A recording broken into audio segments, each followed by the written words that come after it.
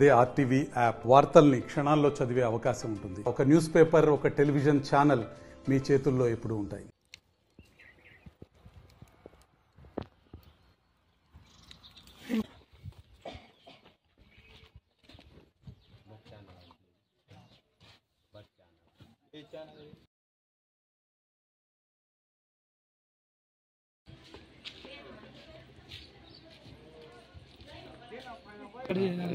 తీయకు భయ్, ఒక్క నిమిషం చెప్తా.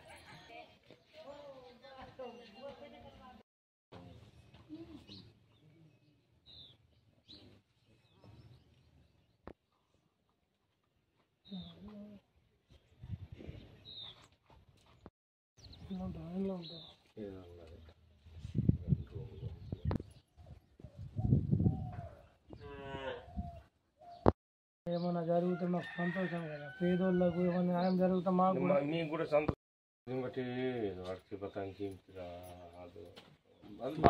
జయత్రాం తెలంగాణ మా దగ్గర ఉండే చిన్నప్పటి నుంచి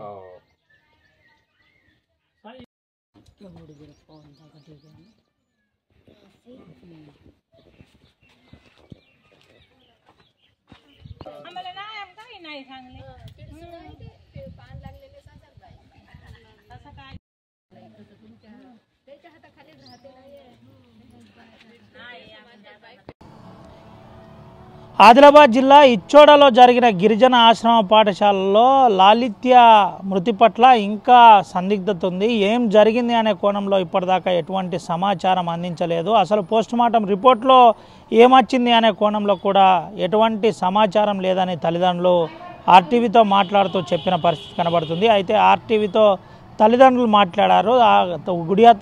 గుడియాత్నూరు గ్రామానికి, గుడియాత్నూరు మండలంలో మారుమూల ఆ గ్రామాన్ని, మెరికెట్ గ్రామానికి చెందిన ఆ తల్లిదండ్రులు మాట్లాడుతూ ఆ పెద్ద మనుషులు కూడా మాట్లాడుతారు. అంటే పెద్ద మనుషులు, కుల సంఘాల నాయకులు ఆర్టీవీతో మాట్లాడుతూ ఇప్పటి వరకు ఎందుకు సమాచారాన్ని గోప్యంగా ఉంచుతున్నారని సూటిగా ప్రశ్నిస్తున్న పరిస్థితి. దీనిపై పోలీసులు సీరియస్గా దర్యాప్తు చేయాలని చెబుతున్న పరిస్థితి. దీనిపై అఖిల్ మహాజన్ కూడా వెంటనే ఎస్పీ స్పందించాలి. మా అమ్మాయి గతంలో శనివారం రోజు కలిసినప్పుడు చాలా హుషారుగా ఉండే, మంచిగా ఉండే, ఆరోగ్యంగా ఉండే, వెంటనే అనంతరం చనిపోయి నిర్జీవంగా పడి ఉన్న యథార్థాన్ని చూసి మేము తట్టుకోలేకపోతున్నాం. వెంటనే దీనిపై విచారణ జరిపించాలి. విచారణ జరిపించి పోస్టుమార్టంలో అసలు ఏమొచ్చిందనే కోణంలో కూడా దర్యాప్తు చేయాలి. పోస్టుమార్టం రిపోర్ట్ ఇప్పటిదాకా ఇవ్వలేదు. ఎందుకు లేట్ అవుతుందో వెంటనే పీఓ ఖుష్బూ గుప్తా చెప్పాలని చెబుతున్న పరిస్థితి. దీనిపై PO ITDA Khushbu Gupta IAS కూడా చాలా సీరియస్ తీసుకున్నారు. అసలు ఏం జరిగింది, ఆ రోజు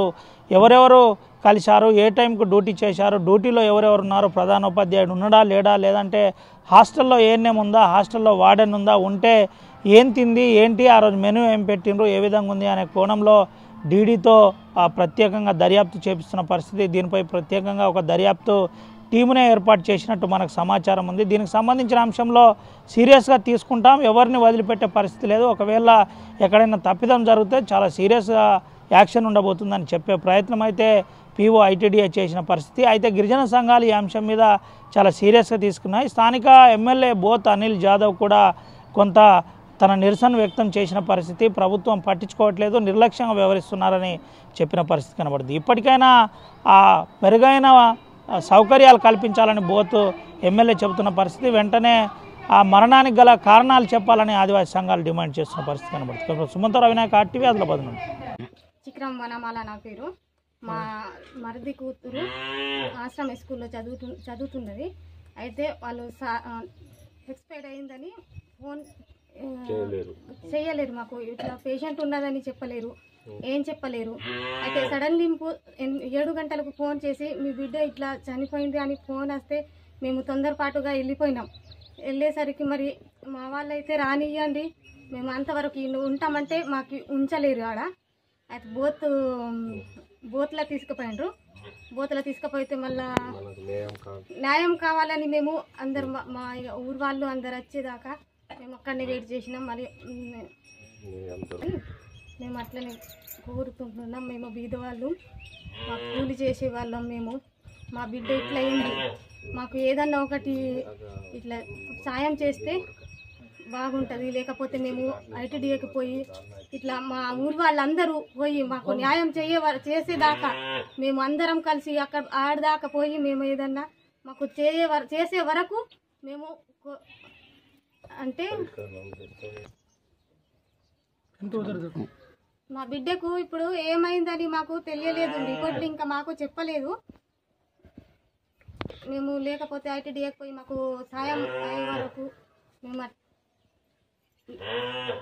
ఆదిలాబాద్ జిల్లా ఇచ్చోడ మండల కేంద్రంలో ఆశ్రమ పాఠశాలలో 9వ తరగతి అమ్మాయి లాలిత్య నిన్న చనిపోవడం అందరికి తెలిసిన విషయమే.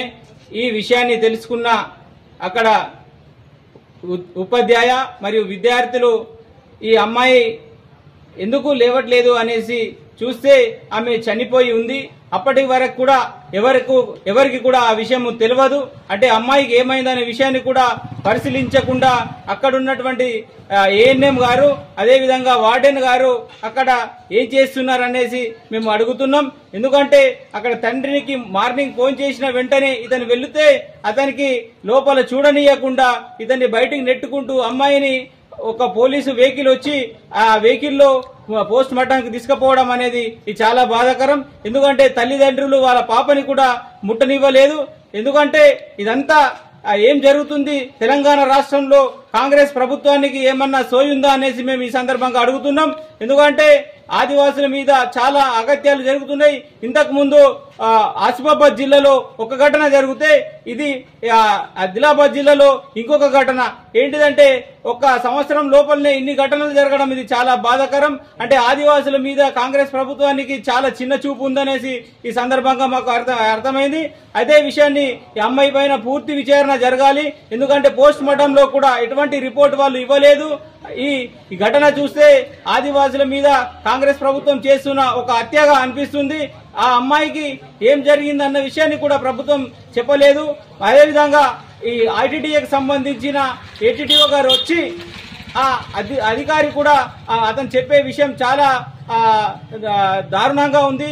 ఎందుకంటే ఒక అధికారి వచ్చి సమాధానం చెప్పాలే తప్ప మీరు ఏం చేస్తారో చేసుకోండి, అది మా ఇష్టం అన్నట్టు వ్యవహరిస్తున్నారు. అంటే ఇదంతా ప్రభుత్వ అధికారులే చేస్తున్న కుట్ర. కాబట్టి మీరందరూ ప్రజలారా ఒకటి మనం గమనించాలి, ఈ పేద ఆదివాసుల మీద జరుగుతున్న అన్యాయాలు చాలా బాధాకరం. కాబట్టి దీన్ని మేము ఒక బహుజన్ సమాజ్ పార్టీ నుంచి మేము ఒకటే డిమాండ్ చేస్తున్నాం.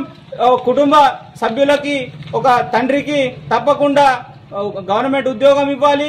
అమ్మాయికి ఆ కుటుంబ నష్టపరిహారం కింద ఎక్స్గ్రేసియోగా 50 లక్షలు ఇవ్వాలనేసి మేము డిమాండ్ చేస్తున్నాం. ఇలాంటి మళ్ళీ పునరావృతం అయితే రాష్ట్ర వ్యాప్తంగా మేము ఉద్యమించి ఈ ప్రజల్ని కాపాడే బాధ్యత మా మీద ఉందనేసి తెలియజేస్తున్నాం. నమస్తే. మరిన్ని వీడియోస్ కోసం ఛానల్ ని సబ్స్క్రైబ్ చేయండి. లేటెస్ట్ అప్డేట్స్ కోసం వాట్సాప్ ఛానల్ ని ఫాలో చేయండి. అండ్ లింక్ డిస్క్రిప్షన్ లో ఉంది.